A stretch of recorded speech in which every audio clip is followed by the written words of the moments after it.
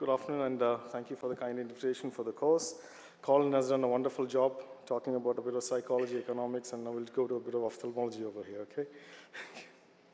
So there's no conflict of interest. So I'm just going to put this slide saying there are a lot of advantages of a monthly system. The PRN is the other extent. In one, you have a high injection load, chance of macular atrophy, lots of injections. The other, there's a high visit load, under treatment, and a lot of disease escape. And probably treat and extend is a biomedia, which is a brilliant method. So we're going to look at in three aspects: the past, the present, and the future. But to say first, this is a statement: every visit is a treatment visit. So that's the concept of it, treat and extend. So let's go to the rationale. We talked about proactive. It's a customized treatment where you vary the treatment interval for that. Every AMD is not the same. Every CNVM is not the same, so you vary it. There is less disease escape, which means that you're under control of the disease, and you prevent a lot of catastrophic events with it, and there's a possibility of an exit strategy. I'm going to concentrate on this, a possibility of exit strategy. The basic tenets is that with monthly regimes, you have a lot of injections and less disease escape. With PRN, you have a fewer injections, more visit, but more chances of disease escape. And TAE, the number of injections is more, but the visits and the disease escape is less. The logic behind the TAE is that based on the maximum treatment interval is based on the half-life and the range of the, the disease, the anti-VEGF usage. And the concept of not going into that particularly, you reduce, extend, or maintain the interval between injections based on the visual acuity and the OCT clinical features. The weight of knowledge is tremendously in favor of TAE. All the studies have immense weight of knowledge, and the recommendations from the AP, VRS with the studies all roughly say that you need, versus a monthly regime, you need 9 versus 11, 16 versus 19 for the 24 months.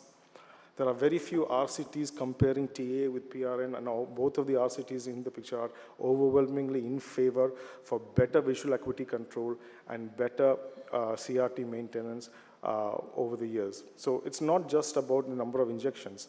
The meta-analysis and the RCTs are in favor of TAE.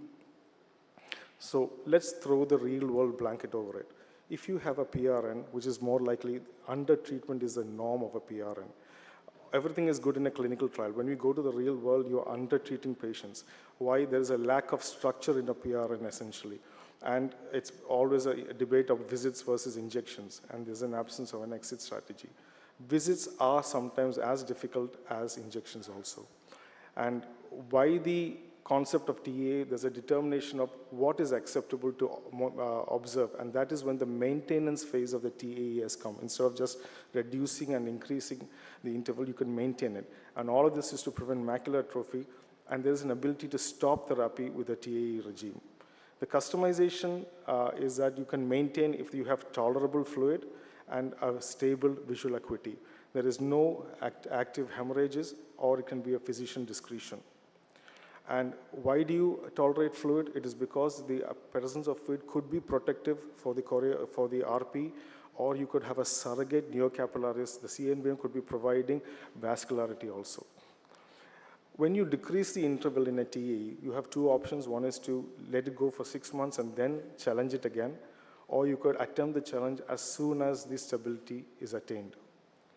This is interesting. The studies which say that you switch from TAE to PRN. Dr. Colin was talking about satisfaction, but even the dropouts of TAE were doing better than the dropouts of a PRN regime. That is very heavily in favor of the sequential treatment that the TAE patients had received. Defining an exit strategy in TAE is 3 consecutive injections at 3 to 4 months interval, and then going into an observation phase.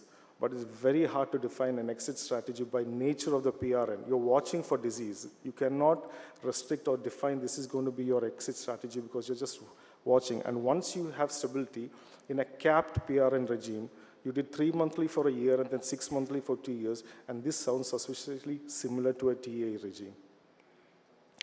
By virtue of the PRN, that is, you're watching for the disease coming back, the physician is not able to define, okay, when am I going to exit from this strategy?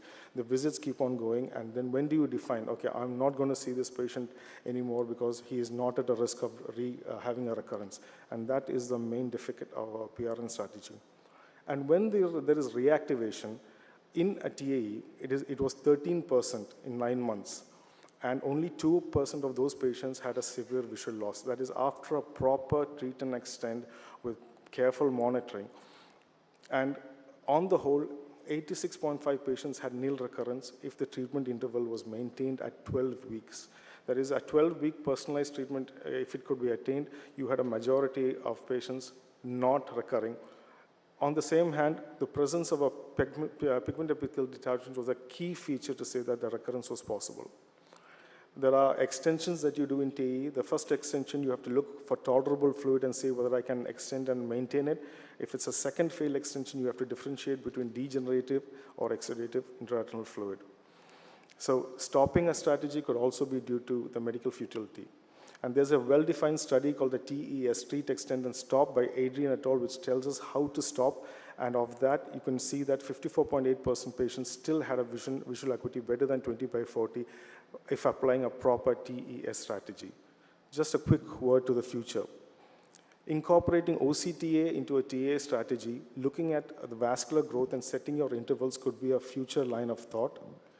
The newer anti-VEGF drugs with longer durations, longer suppression of anti-VEGF could extend your treatment intervals by more and also give a lot of validation to the strategy. And artificial intelligence, looking at various components, looking at OCTA regression of the vasculature and predicting a model of recurrence would also be able to predict what is the treatment interval for these patients.